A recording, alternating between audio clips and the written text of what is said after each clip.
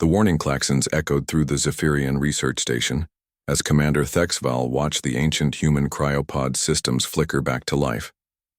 For 300 cycles, the pod had remained dormant in their xenobiology lab, a relic from humanity's failed expansion into the outer rim. The humans had vanished from the galaxy centuries ago, leaving behind only ruins and legends of their supposed ferocity. "Sir, the revival process is accelerating beyond our projections," reported Lieutenant Crean, her chitinous fingers dancing across the control panel. "The human's cellular regeneration is unprecedented." Thexval's four eyes narrowed as he studied the readouts. The Zephyrian collective had reverse-engineered human technology decades ago, their plasma rifles and quantum shields now standard issue across their military. Yet something about this particular human's awakening felt different, dangerous. The cryopod hissed open with a rush of vapor, and Liana emerged slowly, her dark hair cascading over bare shoulders as she took her first breath in 3 centuries. Her brown eyes opened, immediately alert despite the temporal displacement. She sat up, scanning her surroundings with the calculated precision of a predator assessing threats. "Welcome to consciousness, human specimen," Thexval announced in heavily accented standard. "I am Commander Thexval of the Zephyrian Collective. You have been in cryogenic suspension for 317 years, 4 months, 16 days, Liana interrupted, her voice steady despite the centuries of silence. She stood gracefully, ignoring the medical sensors still attached to her skin. "Where is my ship?" Lieutenant Crean stepped forward, plasma rifle raised. "You will submit to examination, specimen. Your species' violent tendencies are well documented." Liana's lips curved into something that might have been a smile. "Violent tendencies?" She looked around the sterile laboratory, taking note of the dozen armed guards positioned throughout the room. "You wake me up in a lab, surround me with weapons, call me a specimen, and you're worried about my violent tendencies?" Before anyone could react, Liana moved. Her hand shot out faster than Zephyrian reflexes could track and plucked the plasma rifle from Crean's grip. In the same fluid motion, she dismantled the weapon with practiced efficiency, its components scattering across the floor in less than 3 seconds. "Impossible," Thexval breathed. "That weapon requires molecular-level understanding of human engineering," Liana finished. "Funny thing about reverse engineering our technology. You never quite capture the elegance of the original design." She gestured to the weapon's remains. "This version is 30% less efficient than what we built 3 centuries ago." The remaining guards raised their weapons, but Liana simply crossed her arms and waited. "Go ahead," she said conversationally. "Fire them." Thexval hesitated. Something in the human's demeanor suggested she knew something they didn't. "Stand down," he ordered his troops, then addressed Liana directly. "What happened to your species? Your colonies simply vanished." "We evolved," Liana replied, walking to the observation window that overlooked the station's main hangar. Her ship, the Prometheus, sat in the docking bay, covered in what appeared to be Zephyrian research equipment. "You see, Commander, your species made the same mistake every other civilization makes when they encounter humanity. You assumed our strength came from our weapons." She pressed her palm against the reinforced transparisteel window and hairline.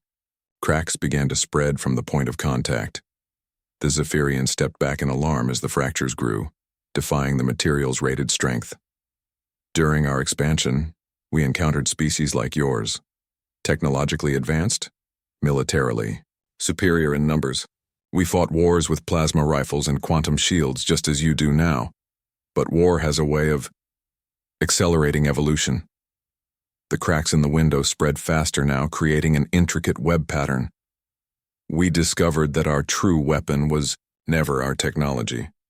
It was our adaptability, our refusal to accept limitations. While other species reached technological plateaus, we kept pushing beyond what should have been possible." A young technician named Raza, who had been silently monitoring the biometric readings, suddenly spoke up. "Sir, the human cellular structure, it's not entirely organic anymore. There are quantum crystalline matrices integrated at the molecular level." Liana nodded approvingly at Raza. Smart boy. We call it biomechanical convergence. Every human who underwent the process became something more than the sum of their biological and technological parts. We didn't just use our tools. We became our tools. With a sound like thunder, the observation window shattered outward. The station's emergency shields engaged instantly, but Liana was already moving. She leapt through the window frame, falling 40 meters to the hangar floor below. Instead of impacting the deck, she landed with cat-like grace, her body absorbing and redistributing the kinetic energy through internal quantum matrices. Alarms blared throughout the station as security teams converged on the hangar. Liana walked calmly toward her ship, ignoring the plasma bolts that struck her. Where the energy beams hit, her skin briefly took on a metallic sheen before returning to normal. The excess energy dissipated harmlessly through her bioquantum systems. "This is impossible!" Thexval shouted over the station's communication system. "No organic being can survive direct plasma exposure." Liana paused at her ship's boarding ramp and looked up at the observation deck where the research team watched in stunned silence. "That's where you're wrong, Commander. We stopped being purely organic long ago. The difference is we didn't replace our humanity, we enhanced it."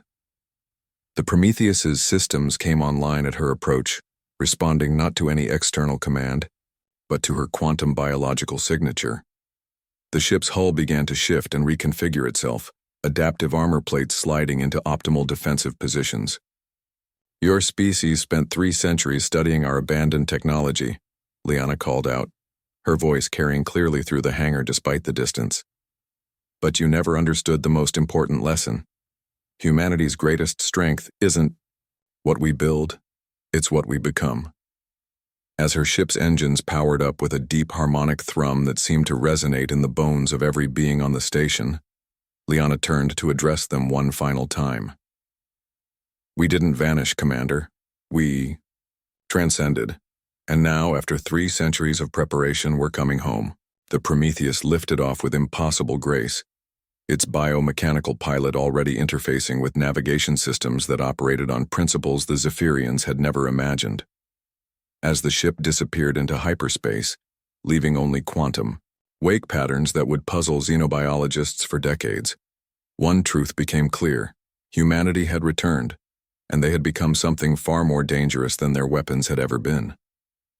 They had become truly terrifyingly human, unlimited by the constraints that bound other species and strengthened by every challenge they had faced.